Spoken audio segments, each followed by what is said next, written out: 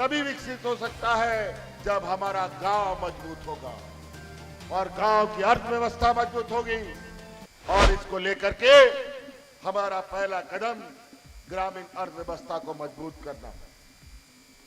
आज मुख्यमंत्री रोजगार सृजन योजना से पहले सरकारों में सिर्फ ट्रैक्टर बांटता था, आज सरकार ट्रैक्टर भी बांटता है, स्कॉर्पियो भी बांटता है, बोलेरो भी बांटता है, पिकअप भी बांटता है, जेसीबी भी बांटता है और बस भी बांटता है।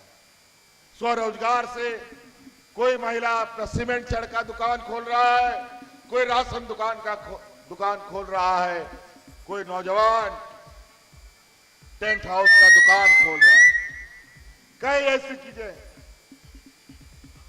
पहले डबल इंजन की सरकार में गांव में गिना चुना लोगों को वृद्धा पेंशन का लाभ मिलता था और कई बुजुर्ग लोग दलाल के चक्कर में अपना पेंशन कार्ड बनाने के लिए हजारों रुपया घूस दे देता था, लेकिन कोई पेंशन का कार्ड नहीं बनता था। बिना पेंशन कार्ड का बेचारा ऊपर चला जाता था। लेकिन हमने कानून बना दिया, इस राज्य में जो 50 साल का बुजुर्ग हो जाएगा उन सभी बुजुर्गों को पेंशन मिलेगा। कोई नियम कायदा कानून नहीं, 50 साल पूरा होगा उसको पेंशन मिलेगा। आज गांव देहात में बिना पेंशन का कोई बुजुर्ग नहीं है।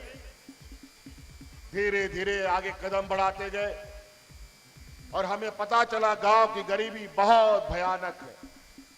आज छोटे छोटे जरूरतों के लिए लोग आज भी महाजनों के चक्कर लगाते हैं, उनसे उधारी लेने का काम करते हैं। हमारा संकल्प है आने वाला 5 साल के कार्यकाल में हम लोगों का कोई इस राज्य में गरीब नहीं रहेगा जो किसी से उधारी लेगा, महाजनों का चक्कर लगाएगा।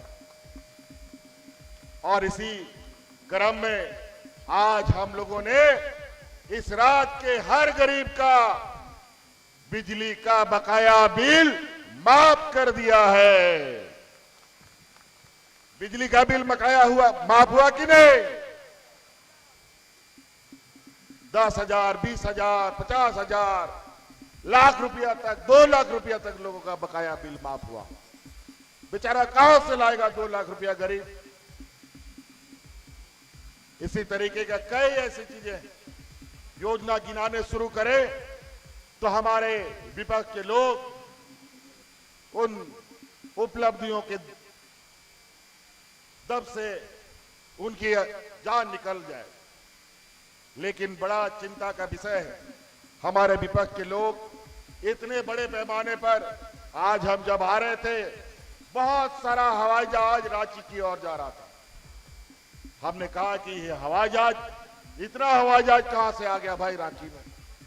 अब पता चला कि रांची में भी बहुत उड़न खटोला है, जहां से ये गिद्ध की तरह पूरे राज्य में मंडराएंगे। कोई महाराष्ट्र से, कोई असम से, कोई छत्तीसगढ़ से, कोई मध्य प्रदेश से।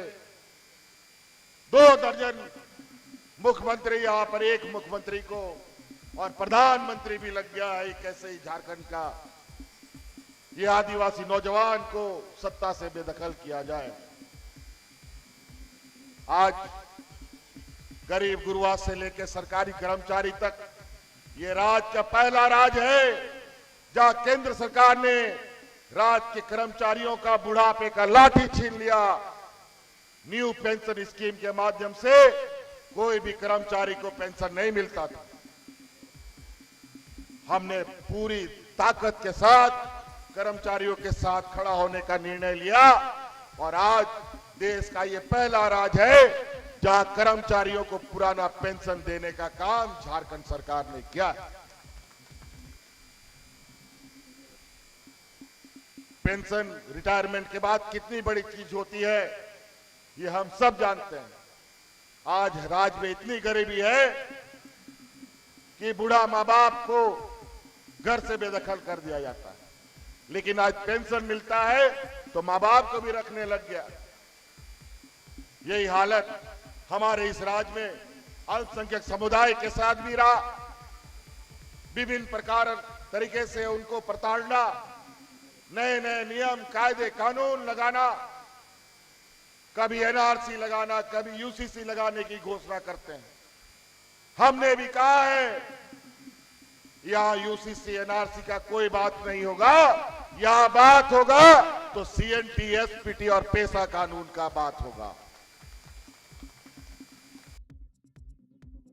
कैसे देश को तोड़ो, कैसे देश को बांटो, कैसे समाज को बांटो, इनका यही कार्य योजना रहता है। आज देखिए हमारे अल्पसंख्यक समुदाय के, हमारे मिशन भाइयों के स्कूलों में कितनी समस्याएं थी।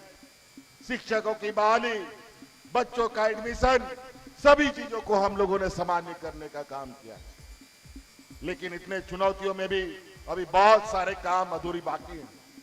इसीलिए आप लोगों से आग्रह है कि इस बार हम लोग जिस रफ्तार के साथ इस झारखंड को आगे बढ़ाने में लगे हैं, ये रफ्तार रुके नहीं। अगर ये रुक गया तो फिर इसको आगे चलाना बहुत मुश्किल हो जाएगा। ये व्यापारियों की जमात, पूंजीपतियों की जमात, ये देने वाले लोग नहीं है बल्कि लेने वाले लोग हैं।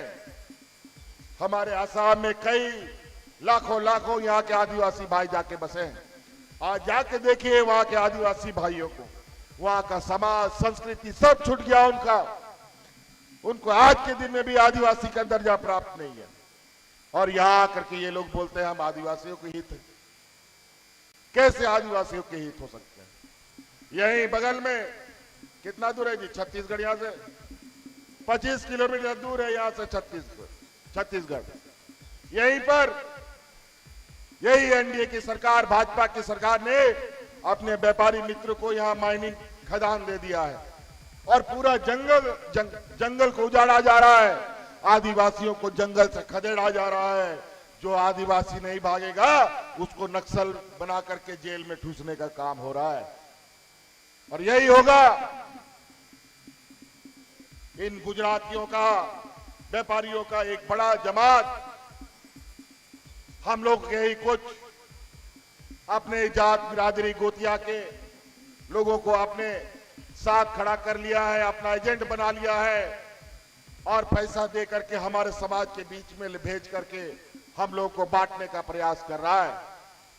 याद रखिएगा 13 तारीख को यहां वोटिंग होना है और बड़ा सुनिश्चित तरीके से इन लोगों ने 2 चरण में चुनाव कराया है ताकि हम लोग पूरे जगह पर प्रचार में ना जा सके।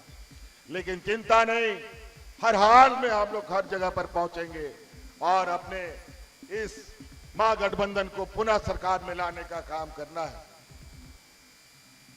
13 तारीख का दिन 1 नंबर ईवीएम मशीन में तीर धनुष छाप महागठबंधन का सहयोग के प्रत्याशी यहां खड़े हैं, इनको भारी मतों से विजय बनाने का काम करें। इसीलिए समय कम है और कार्यक्रमों में जाना है। आप लोगों से एक आशीर्वाद लेके जाना चाहते हैं। अगर हमने काम किया है, ईमानदारी से आपकी सेवा की है, तो आप लोग हमें आशीर्वाद दें और भूषण तिर्की को जिताने का काम करें। क्या भूषण तिर्की को जिताएंगे? सरकार बनाएंगे? चलिए, बहुत बहुत धन्यवाद। इन्हीं बातों के साथ अपनी बातों को समाप्त करता हूं। जोहार झारखंड।